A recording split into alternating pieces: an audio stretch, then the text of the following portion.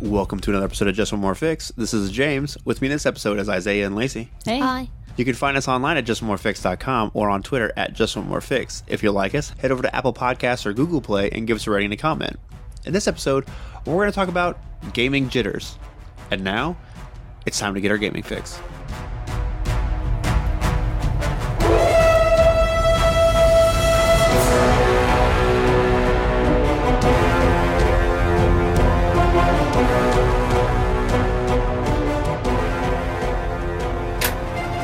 I'm Kier.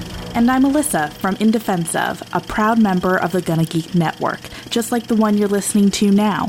The opinions expressed are those of the individual hosts and guests. Be sure to check out all the other podcasts available at GonnaGeekNetwork.com. And get ready, because geekiness begins in 3, 2, 1. Welcome to Just More Fix. Couple quick announcements. First off, HoosierCon will be this Friday, Saturday, Sunday, and we will be there, and we have a couple games. And I haven't checked. I know last night there was a couple open seats in the games that I'm running, so... There's still a couple open seats this morning. Right on. So, if you want to come and game with us, check those out. I've got a Lamentations of the Flame Princess game and a MASH, which is powered by the Apocalypse game, and I'm sure you guys are tired of hearing about them by now, so... hopefully we'll see you guys there. Come on out, and hopefully we can get some gaming going with you guys. Second announcement is that our Patreon preview for the month of March continues, and there are, and all the posts that are there are public, so you guys can go over there and check out our raw audio feeds and our pre-show and post-show for our recordings, and we will have our first episode, our session 0 of Night Witches going up there, hopefully before HoosierCon, but if not, if I don't get it posted before HoosierCon, it'll probably go up this Sunday after HoosierCon. So check that out. That'll be up there for you guys. And our final announcement, I suppose, is Night Witches, which kind of segues into that nicely, I guess. We finished recording our first session of Night Witches, and I'm in the editing process now. So that should be coming out to you guys soon. It'll go up to the Patreon first. As soon as they're edited, I'll put them up there, and then they will fit into our regular release schedule. I'm not entirely sure how it's going to work yet, but yeah, so we're super excited. We had a good time. Yeah, I don't know. It's good game. Lots of fun. We're going to talk about that a little bit today because I was pretty nervous about it. So in this episode, we're going to talk about gaming jitters. But before we jump in, how about we introduce our offspring / co-host today? Right on, yes. Special guest. However you want to call him. No pressure. What is your name? Isaiah. All right, right What on. is your favorite color? Yellow. What is the average flying speed of a laden swallow? Unladen. Laden swallow.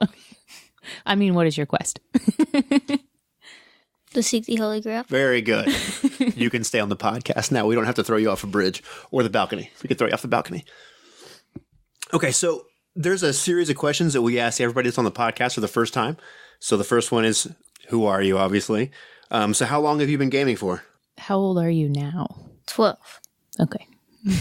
We've been living in this house 5 years. No, we haven't. I moved here when I was 7. Has it been 5 years? Maybe. Yeah, Oh, yeah. I guess that is 5 years. Yeah. No, not exactly 5 years. Almost 5 years. And you played a game at our old house with Fergus, which was your first character. So roughly speaking, 5 years-ish. He was probably 6. I played Rara there, didn't I? I thought I did. I don't know. I don't remember where we were at when we played that one. I'm not sure. I was here. So 5-ish years, we'll say. Okay. Fair enough. Sounds good. So what was your very first game that you played? The one I can remember is Rar, but I played I made a D&D character sheet when I was like, I don't know, I think that was 6. It was that 3rd edition. 3.5? Yeah, it was 3.5, 3rd edition, something like that. Very good. and so RAR is not something I don't believe that is sold anymore, but can you give us just like a quick breakdown of what that game is? It was an RPG that you were a monster that saved kids. I don't know. You could sum it up like Monster Inc., I guess. I don't know. It was kind of Monster Inc-ish. Or Real Monsters, if you remember that cartoon from Nickelodeon back in the day. You played monsters helping save children from the nightmare minions and the big bad nightmare man. Basically. So there were bad monsters and good monsters. It's too bad. I don't think you can find that one anymore. It was a really fun game and a lot of fun and very cool. And the artwork for it was spectacular. That really made the game. So very cool game. So I suppose you mentioned you're 12, so you're a student, right? Yeah. Very okay. Here's questions. What do you do in your mundane life? Go to school. Is that it? That's all you do? That's all the things. I'm a Boy Scout. Cool. I do Brazilian Jiu-Jitsu. Awesome. I play video games. I have a cell phone. No. So you're into video gaming, like console gaming, and you also do a little bit of PC gaming, is what I was saying. Well, you should have went like this then. That's a mouse. I was clicking a mouse. It looks more when you're like next to that. Whatever. You're scrolling through. It's all good. It's all good. So you play lots of different games. We play board games, console gaming, PC gaming, and all kinds of stuff. Do you have a favorite game in terms of RPGs? I prefer like style of game or the system itself. Both. I think I'd prefer fantasy game, but I like Fate. Right on. Fate Core or Fate Accelerated? Or does it matter? Preferably Fate Core. Right on. How come? I'm sorry. It's okay. No, go ahead. I like it because it's more complex and I feel like it gives you more options to do things. Cool. Very good. What's your favorite game to play in? Like specific game? What do you mean by that? Dungeons and Dragons or Fate of Freeport or Tales of Equestria? Out of all the games you played, what's your favorite to play in? Fate Core. Okay. I've played it the most and I like it because say you're playing a D&D game, you know specifically it's going to be a fantasy game, most likely. But Fate, you can do just about anything with. Okay. And what's your favorite game to run? I've only ever ran 2 games, so that's also Fate. Right. What was the other game you ran? I ran a D&D game for like a day. Oh, no. Yeah, 5th edition. It was actually 2 sessions. Yeah. We played the starter set from 5th edition. Yeah. Mm-hmm. I completely forgot about that one. Right on. It was fun. Yeah, and it was like good. the little goblin chief who's all angry. And we're like, yeah, we'll do the thing with the bugbear, but we still kill you.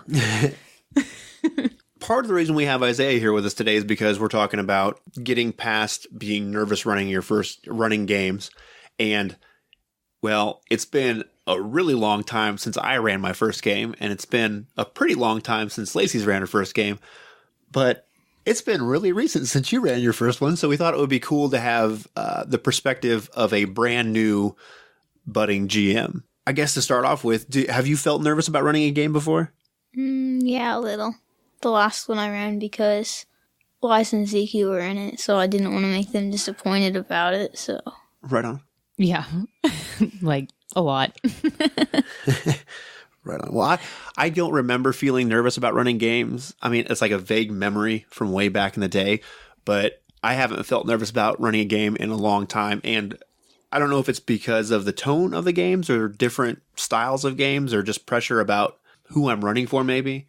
But here recently I've felt pretty jittery and I think anxious is the wrong word because I think there's too much, like it implies a bad kind of nervousness to it, like nerves motivate me and drive me to do better. I'm just weird that way.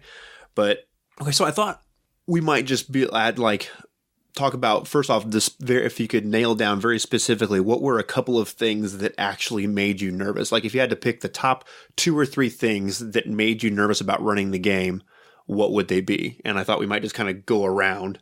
Okay. So do you want to start? Yeah, sure.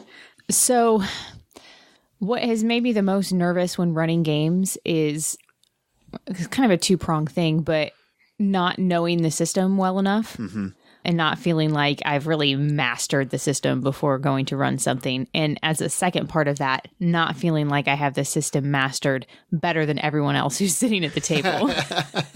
Right on. System mastery is a big thing. I kind of wrote that down as a primary source of things. And for a lot of RPGs, the system is very big and there's a lot of moving pieces.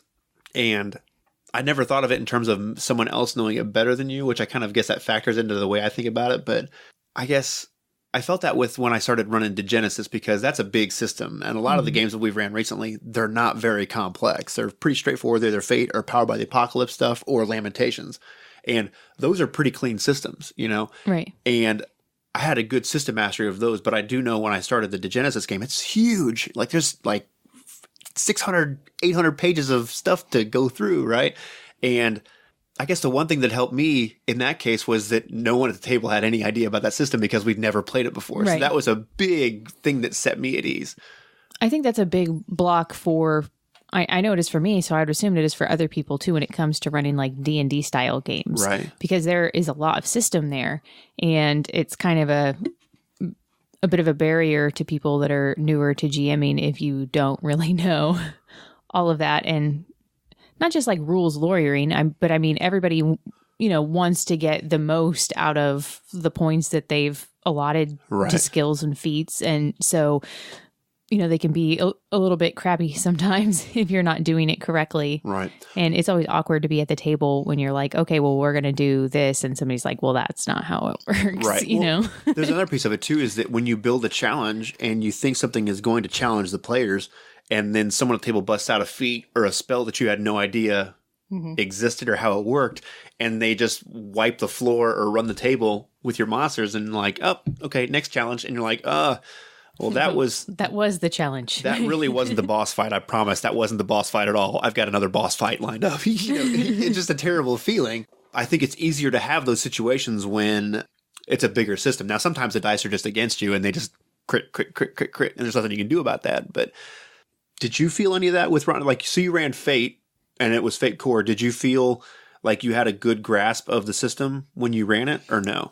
No, kind of, but a decent amount, but I didn't really want to completely use everything I knew about the system because, like I said, Liza and Ziki were in it, so I didn't want to use stunts and what are the other things? Fate points?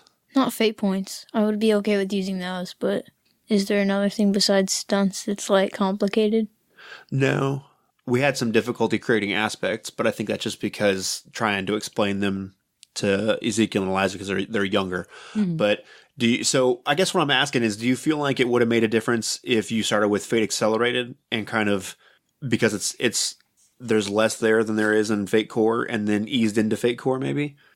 Yeah, it might have made a difference, but I don't like Fate Accelerated like that much. So. Okay, that's fair. And do you think you were more nervous running that for Zeke and Eliza, or more nervous running the Dungeons and Dragons game for me and Lee and Carrie and James? More nervous for running the Fate one. Really? Okay. Do you know why? Well, I kind of feel like Liza and Zeke were kind of like really expecting me to do like a really good job, or we all just, you kind of knew we thought you were going to suck, or I was kidding. So just so everyone knows, you were running a Pokemon game with Fate Core, right? Mm-hmm. And so as far as source material goes, like you probably know the most about Pokemon of everyone in the house easily, right? Yeah. So did that set you at ease because you had such a good grasp of the setting material? Kind of, I guess. I mean, it's what made me want to run that style of game, but I'm not sure it really made me not nervous about knowing about Pokemon. Okay. Because so I guess I'll go next, and it's kind of leading into that. When I ran to Genesis, it was brand new to all of us. And while I read most of the books, there's like 800 pages of material to digest, right? And part of it is system. And I've just got the system comes easy to me, okay? But there's a lot of setting there. And what I was kind of trying to get at with you is, I'm not sure which I was more nervous about, was system mastery or not having a good grasp of the setting. Because I feel like if you split that, most games you can kind of divide into two categories, right? There's the world, and then there's the mechanics. And I feel like if you have a grasp of one or the other, at least you don't have to feel nervous about everything. Like at the end of the day, if you know Pokemon very well, so if you don't know quite what die roll to make work or how to do it, at least at the end of the day, if you ask me a question about Pokemon, I just know it, right? Boom, I've got it. I don't have to stumble through anything or kind of flip through a book, because into Genesis, there's a lot of clans and cults and all this stuff, and trying to keep all that straight in my head while trying to make sure that everybody's satisfied with the way their character works and the mechanics of everything and be consistent. It just seemed like a lot of balls to have in the air. So do you think as a new GM, it would be easier to have a game set in your own world where no matter what your answer is, you're making it up? So as opposed to trying to learn a new system in a new setting, just creating your own space to run something? That's kind of what I did for, like, when I did the D&D game, I kind of read the rule book and stuff, but when I ran the Fate Core game, I read absolutely nothing about how the system works. I just went off of having played before. Okay. Well, I think Fate is much easier to learn by playing it because there's less moving pieces. Right. Whereas D&D, there's a lot of, since there's like a bunch of classes to choose from and stuff, there's a lot of different pieces to learn. We've talked before too about going to cons and playing in games that you're interested in running to get a better feel for how the rules actually work in game. Right, and get a feel from someone who knows. Learn as you go kind of thing. Yeah. Well, I think when you talk about building a world, I see where you're going with that, but I almost think it might be easier to pick a setting that you already know really well. So like in terms of the Pokemon game that Isaiah ran, I don't know if there's a setting you know better than Pokemon. I don't know what it would even be. But like, other than the characters, like, do you know the names of all the big cities in the Pokemon world and like the terrain and that kind of thing too? A decent amount, yeah. Oh, okay, fair enough. Like, you start in Pallet Town, then you go to Viridian City, and in Viridian City, there is a gym, but that's the 8th gym leader, so you can't battle him until you beat all the other gyms. And then after that feels like a very elaborate yes. Then the Viridian City. After Viridian City is Pewter City, then Cerulean City, and after that... Okay, so the answer is yes, you know it very well. Well, we'll concede that to you, because it was very funny for me, because in that game, my character had lore of 4, and he was explaining things. I was like, I don't think I should have put 4 in lore, because I have no idea even how to... What I meant was 0. Like, 0 in lore. I feel like I should just roll dice and be like, tell me what I know. Right. Because I don't even know what to guess. But I have to say, I still had fun. It was a good time, and you did a really good job running that game. It was fun. I guess what I would say is either... if you're going to create your own world, that sort of puts a different kind of pressure on you. But if you're running in the Star Wars universe or Star Trek or Forgotten Realms or Dragonlance or something where you've read the material and you just know it for whatever reason, I think that might actually be easier than creating your own, because you can violate the canon however you want, but you'll always have that knowledge to fall back on and not have to feel forced to create something while you're trying to juggle rules. Does that make sense? Well, but I think it has to be more than like a basic knowledge of I know this world and I like it. So just as an example of that, when we did the Firefly RPG, I've watched all of the Firefly episodes. I've seen the movie. I've seen them all multiple times, but I don't have the same knowledge of that world as Kurt does, to where he can just sit down and tell you what the different planets are, where they're at in the universe, right. What kind of planet each one is. And it was like, oh my gosh, you are in so far deeper than I am. But part of that may have come from just printing off the maps and seeing them, though. Yeah, I suppose that's true. And I will be honest with you, a good amount of that kind of making players feel like you know that stuff is bluffing. You just, if you don't know, you go to the map, you take a quick glance. Oh, yes, it's this one right here, and just go on and keep going and pushing forward. And I wonder if that's like a history brain thing too, though, because like when you talk to me about stuff like that, let's say we were to go to a foreign country, right? Like the things that I would remember would be like, how people interacted there, what the food was like, things I saw that were awesome. I wouldn't be able to tell you what the names of all the cities were, right? How we got from point A to point B. I would probably retain almost none of that.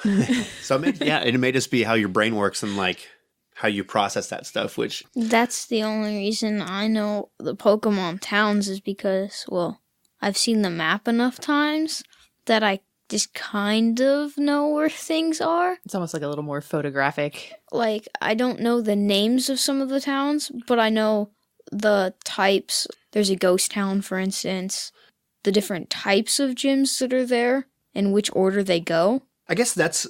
My first one was just setting in general, and that applies to Like the Genesis is a big glaring one because that's a very big setting, but I had the same kind of feeling for Blades in the Dark because while I knew the tropes of that Victorian kind of spooky gothic horror thing, I didn't know that world very well. I felt the same thing about Night Witches. And yeah, I guess, I mean, I did a fair amount of research for Night Witches and stuff because we recorded that, which is a total different kind of being jittery, but I guess just putting in the time to really learn the setting is the way to solve that one, is to just really go at it. And I meant to back up a minute. I meant to say this before when you're talking about system mastery, and I kind of did with Isaiah with the Fate Accelerator, Fate Core thing. But do you think it would be good for a person who was looking to run D&D games to start off with something that's a little simpler in terms of mechanics? So if your goal is to run a 5th edition or a 3rd edition D&D game or Pathfinder, maybe you start with something like Lamentations or the Black Hack, so that there are much less moving components to that. I don't think so. You don't think so? I think you start by just not using everything. Like we've talked about that before. Like, okay, like session 1, you kind of focus on these things, and then session 2, and you kind of gear your challenges towards that. I don't know if there's a good way to break it up for like D&D then, Yeah. but I disagree with Molly because, like, I know I said I kind of contradicted myself right now. I'd say I'd start with Lamentations before I do D&D, but I do Fate Core before I do Fate Accelerated. But that's just because Fate Core is nowhere near as complicated as D&D. Right. And D&D is a lot more complicated than Fate Core, so I'd start with Lamentations of the Flame Princess just because it's got... There you go. Because it's got... Dramatic pause for a high five. Because it's just a lot more complicated than the other one, so... Yeah, because like functionally, I don't think there really isn't much of a difference between Fate Accelerator and Fate Core. You just have more skills to choose from as opposed to approaches. But functionally, there's stunts, there's fate points, all that's the same. I think, so that may not be the best example of it, but I think the Lamentations or Black Hack or whatever to D&D is a better...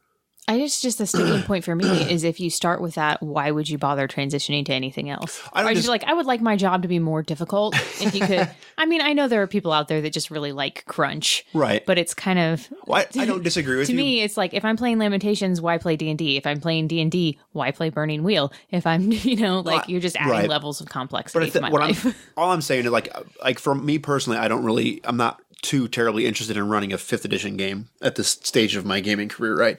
But I do feel like there is an ease of transition and progression to go from one to the other because it introduces the concepts of the way the stat blocks work and, rolling D20 and this is my base attack bonus and blah, blah, blah, blah, blah.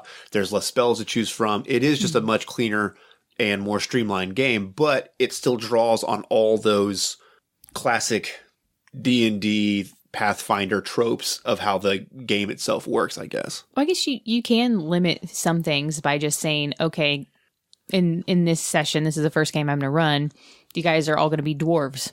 Right. Or, you guys are all going to be fighters. I think it's more about class as opposed to race. Well, but I think you do, both, because there's special rules that apply to every class and every race, and everybody has their own bonuses. Because, if you make everyone be a fighter, no one's going to want to pick a halfling or... Well, they might. You never know. But more importantly, I don't have to know as a GM what all the spells are and how they're going to impact my game. Right on. You guys are all level 0 peasants. Go.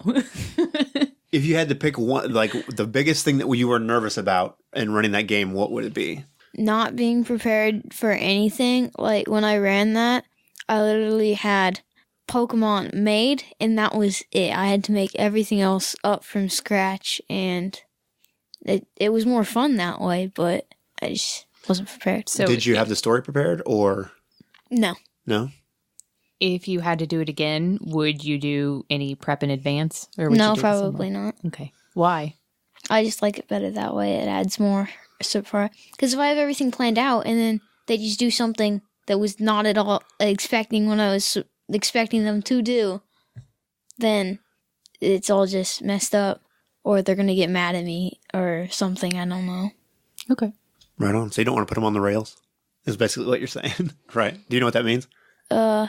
No. So being on the rails is if you think of a train track, right? Mm-hmm. And the train track only has so many stops. So no matter what you do, this is the way the train has to go. right? It's kind of like what you're saying. If you have everything pre-planned out, you go from A to B to C to D, and it's just that's all they can do. So what you're saying is you don't want to do that. Yeah, because, like, say the train's supposed to go to A, B, C, D, but then they go from A and then they just skip all the way to, like, D. Right. That's going to mess everything you had planned up.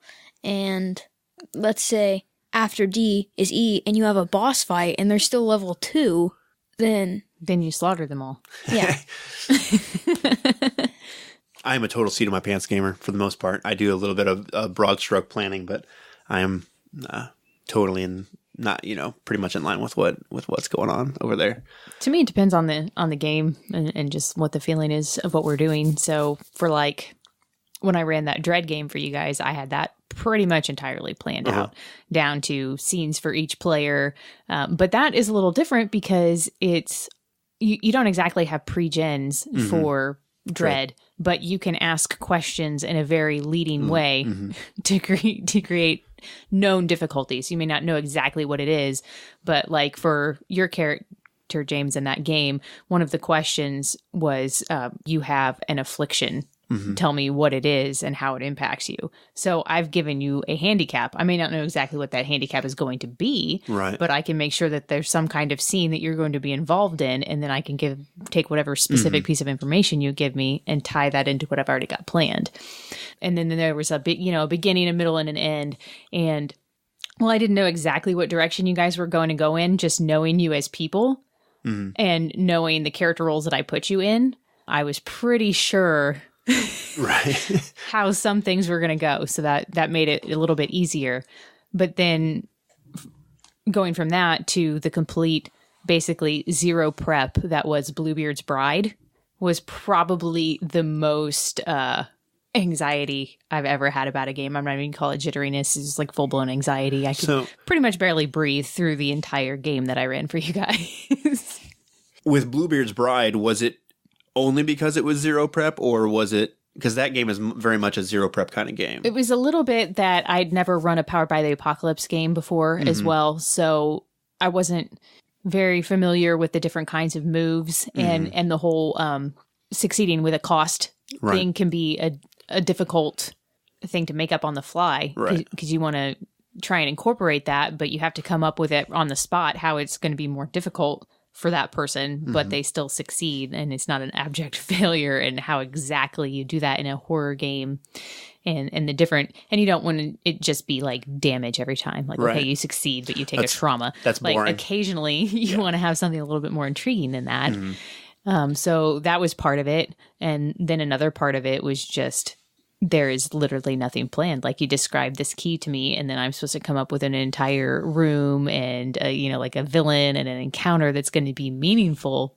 in a very specific kind of way. And that's very challenging. Did you find it made it easier because we played that game at Gen Con once? Oh, yeah. Yeah, I don't think I would have been able to do it at all if I hadn't seen it run one time, because it's one thing to read it and then another thing to kind of experience it. Bluebeard's Bride's kind of an interesting animal anyway, all by itself, because it's a very different game. There are I think not many, may not even be the right word for it. I don't think there's anything out there like it. The other thing that I found uniquely difficult about that is you guys are all kind of playing a shared character. So the game is 100% always on, and everybody is always invested in every single scene. Yeah. I haven't seen a game where everyone was paying attention the entire time. We've only played 2 sessions of it, but in both cases, everyone was watching and paying attention the entire time. So it does put you on the stage full time in a way as a game master. And I guess sometimes it makes it easier in games where people are playing different characters. You can kind of shift the spotlight around, and it makes it easier because I feel like you can use different creative muscles for different characters. But in this case, it's the same person with different aspects. So you're always, pushing the same way, and that can get kind of boring. Not boring, but difficult to stay creative in the same way. You know what I mean? So that kind of leads into a different area of nervousness that I kind of wanted to talk about a little bit. So in the Bluebeard's Bride thing, Carrie had made the suggestion to me that I should run it at Gen Con, which is not going to happen this year. Probably, most likely. But the idea of running a game for strangers and how that is different and much more terrifying. I agree. That was actually my next one was like audience and who you're running for, because when we sit down to game with our gaming group, everybody at our table knows the games that I've ran and they have some level of confidence in my ability to tell a good story, and they probably don't have, like, they'll give me some leeway. If there's some boring parts, they're like, well, this is probably set up for something and I know it's going to pay off eventually, right? Generally speaking. Now that may not always happen, but from experience with playing in my games, and this is the same for me playing in your game or Kurt's game or whoever's game, that I know there's a certain amount of trust and I don't know what the right word is, but I guess reliability in your storytelling ability, that it's going to go somewhere and it's going to develop and it's going to be fun. And when I ran Night Witches, while I've ran lots of games for you and Carrie, and I've ran a few games for Holly, and I've never ran a game for Taffy, I thought, man, I just don't want to sit down and suck and be like, he is terrible, you know, because like you're going to have off games where you just don't do as well. And I thought, I don't want to run a game for strangers and have them put their trust in me to be like, I'm going to play in this guy's game and then it just blows. And they're like, well, I'm never doing that game and never playing with that guy again, you know, because they're putting their faith in you to, you know, to sit down at your table and have you basically be the source of some kind of entertainment, whether that's, you know, horror and scary or comedy and funny. They're coming to have a good time. I think some of it is a little bit silly though, too, right? Because like we've gone to cons and played games that are run by strangers, and we've paid to play games that have been run by strangers. And never once was I like, oh man, this guy really sucks as a GM. Like I sit down at the table to have a good time, and regardless of what you're doing, I'm gonna have a good time. Maybe it's a bit like going to a comedy show. Like if you watch a comedy special on TV, it's funny, but it's not funny in the same way that if you were to go to see a live comedy show, like you'll laugh way harder and at other things that you may not laugh out loud about, because I feel like you go there primed to laugh. Right. Yeah, exactly. So it's one of those where you're your own biggest critic. And I think probably you're putting more gravity on that situation than the other people at the table. Right. Well, I will say all this, because I'm running a couple games at HoosierCon, like I've mentioned a couple times, obviously, but that pressure that I felt like it put on me has been positive for me, because I like being under pressure. I react well to it. That's just my nature. I want to have pressure put on me. And as time has gone by, at our table, I don't feel that same kind of pressure anymore, because that's just what we do. You know, complacency kills, you know, and I feel like this has sparked some creativity in me that hadn't been there in a long time, in like a different way. So I'm super excited and motivated by it. And I think that if people can find a way to sort of change how their perspective on it, it can be motivating and not limiting. Yeah. Yeah. So Isaiah, would you ever consider running a game for strangers? Yeah.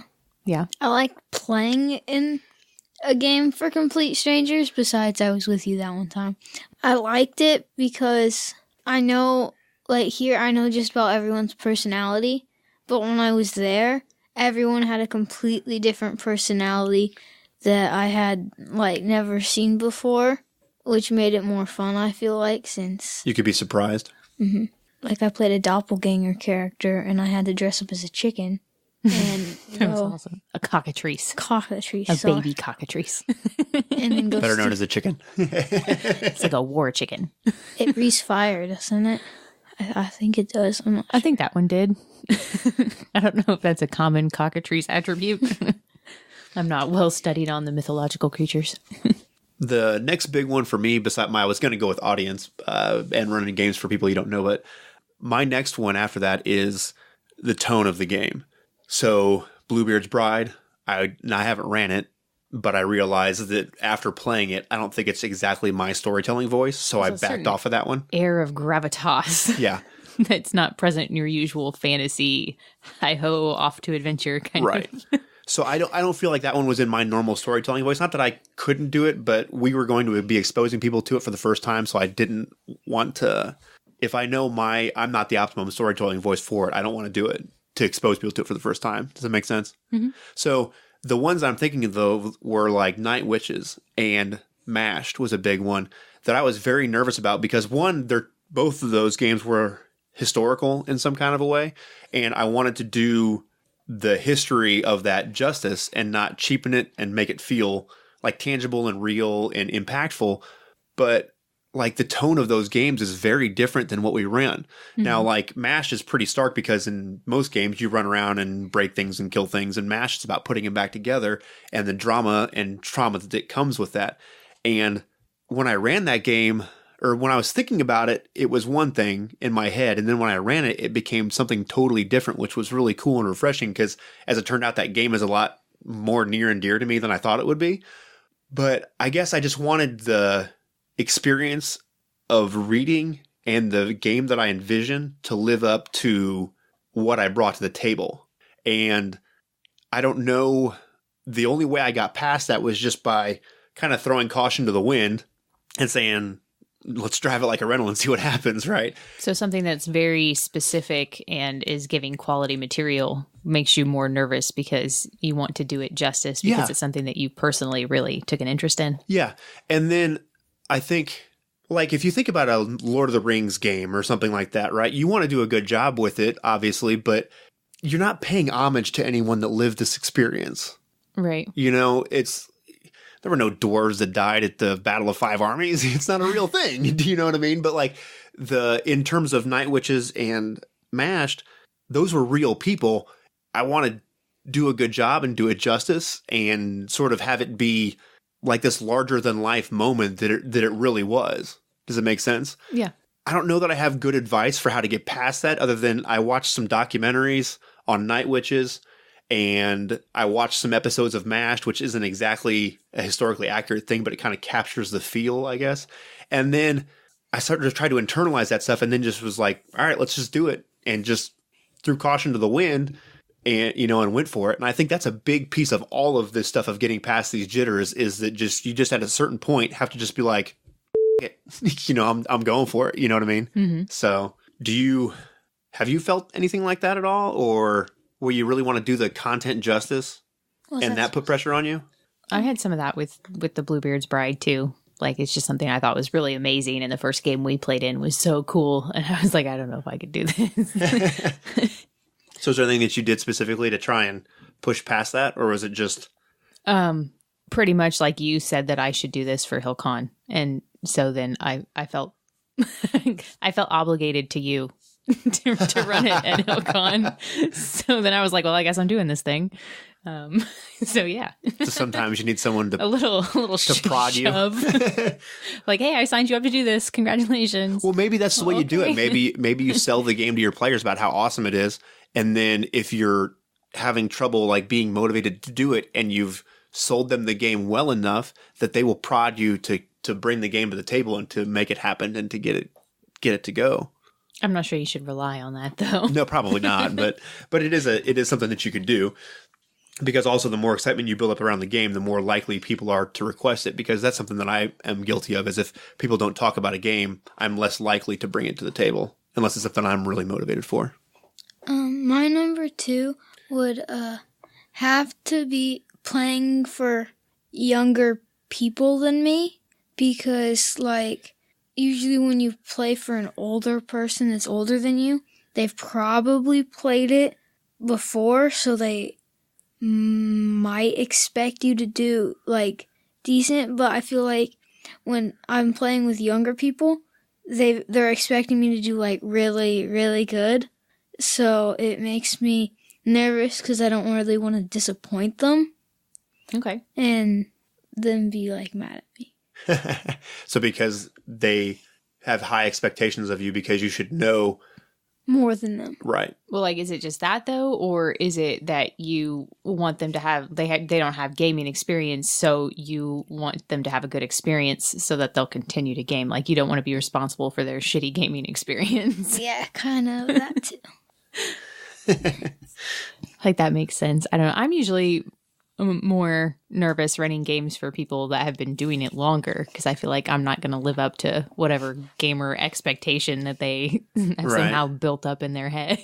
I can see it both ways, though. I think if you have I don't know what you want to call it, average gamers who have a fair amount of experience but aren't like crazy seasoned veterans. I think that's the ideal people you run for, because I can see being nervous about running a game for someone who's an expert in that game, right? Well, I mean, Carrie and I both talked about that when we were talking about running games for like you and Kurt at the table, and how that adds a different layer of expectation. Like, oh, I'm not on that level as a gamer. You know what I mean? But I think I can see being nervous about running games. Like if you're exposing someone to RPGs for the very first time, you're like, oh man, you don't want to go and have them play and walk away from the table and be like, well, that was terrible.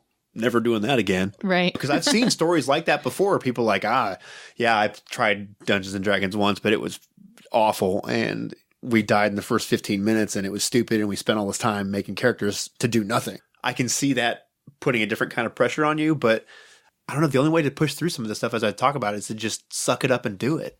Pretty much. It's life right there. Well, yeah, true. True. So do you have any more, or? We already kind of talked about the historical fiction thing, and we had a whole other podcast about that as well, just like with me not being a history person and how that adds another level of nervousness in attempting to run a history game. But that really just goes back to setting mastery, right? Is all that is. Like, okay, I don't know the places, I don't know the events that are supposed to go along with it. Right. whether that be real or completely fictitious, you should know them if you're going to run a game. Right. There. So I've got one last one, and this is something that just came up, and we recorded an actual play with the intention of it being an actual play. And while we've recorded a session that we ran for the Lamentations game that I made, Worms, that was more for me. And then the other one that we recorded was Mashed, and that was just sort of done to see if we could do it. Didn't think it would actually get released or anything, and it really still hasn't, so I don't know. But when we sat down to record something, and I was like, we're going to put this out to everybody. We did that with 10 Candles too. Yeah, and that I felt the same pressure there, and I was like, man, I suppose I didn't have to release it if I didn't want to, but it was very different to build a game and record it and be like, we're going to put this out for everybody. And then it's also changed how I've done things because of listening to myself and the things that I do. I'm like, oh, that was terrible. I shouldn't have done that. You know, it's kind of an interesting way to troubleshoot myself. But did you feel any extra pressure when we played those games? No. Really? I just sat down at the table to play a game. I guess maybe there was a little pressure to shut the hell up if it wasn't related to the game, but it wasn't like a nervous pressure. It was just like, okay, stay on topic. Stay on target. Stay on target. But I wouldn't say that was like a nervousness. It was just making a conscious effort not to let your mind wander off to something else. But I like doing that because then there's more time spent actually gaming. So it sort of like just enhances the focus. That was one thing that was interesting as I've been editing that Night Witches thing, paying attention to how much actual gaming occurred, because I can see what it was when complete audio file length. And then as I cut things down and pull out the bits that aren't about gaming, it's like, wow. We sat down for 4 hours and we got, I don't know what the number is, but 30 minutes, 30 minutes of content.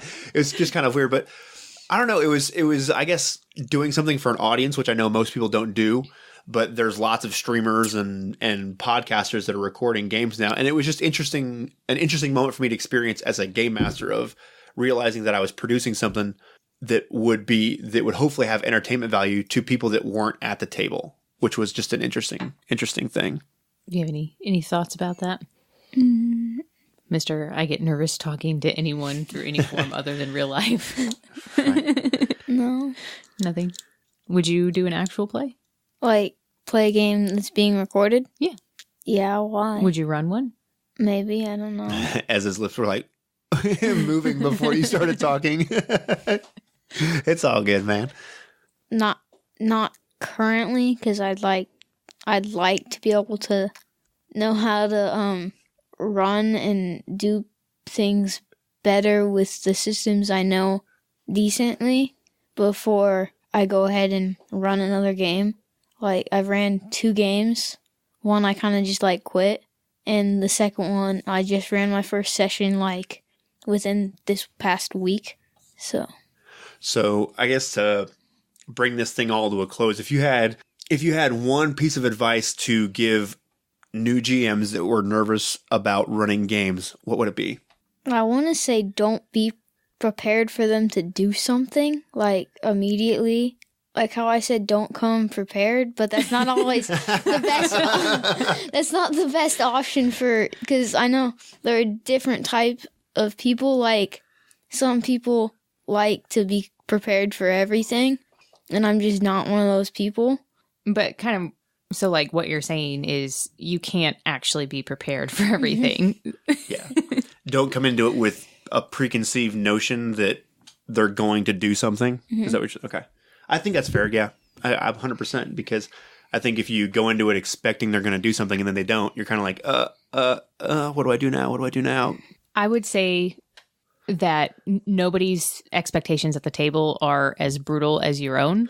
Yeah. So just understand that everyone who's sitting down to game with you is just there to have fun, and they're not approaching it with the same degree of seriousness that you're considering it with. And it's going to be okay. They're going to have fun because they're there to have fun. Going last and these things kind of suck sometimes.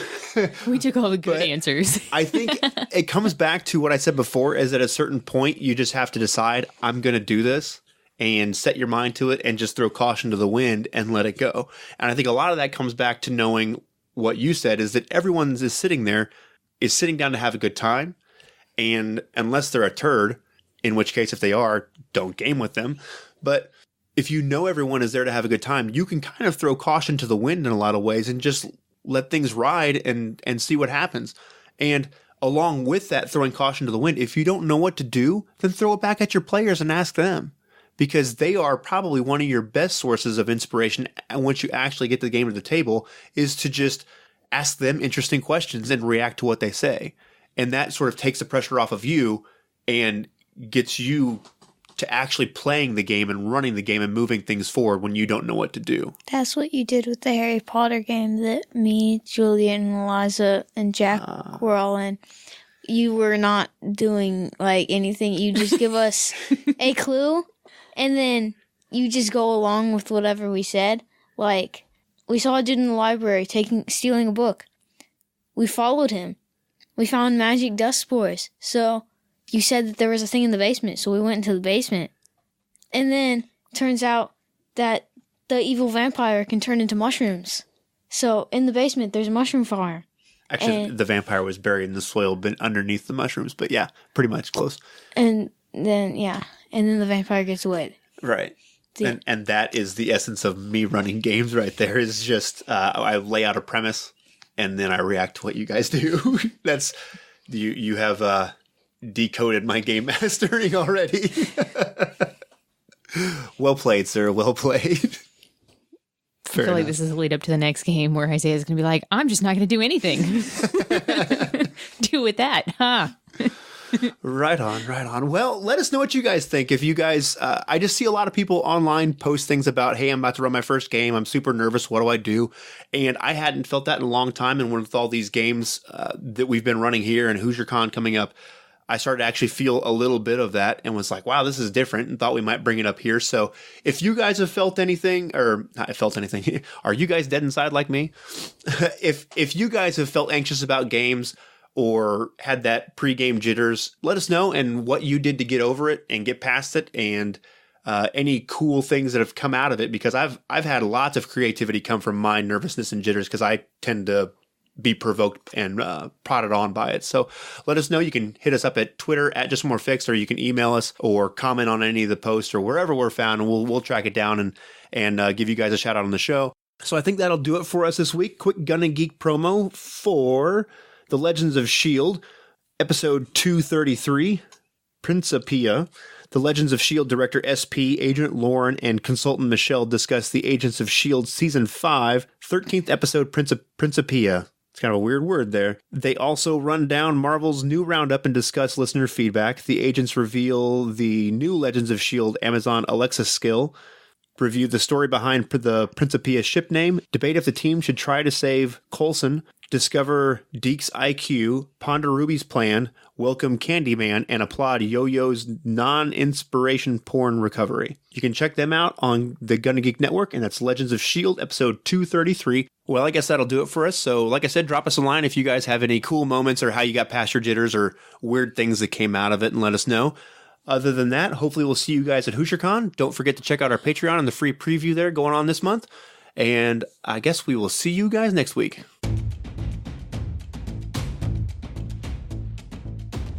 Thanks for listening. This has been an episode of Just One More Fix. Music has been provided by Kevin MacLeod. You can find him at incompetech.com. You can support us at patreon.com/justonemorefix or follow us on Twitter at Just One More Fix.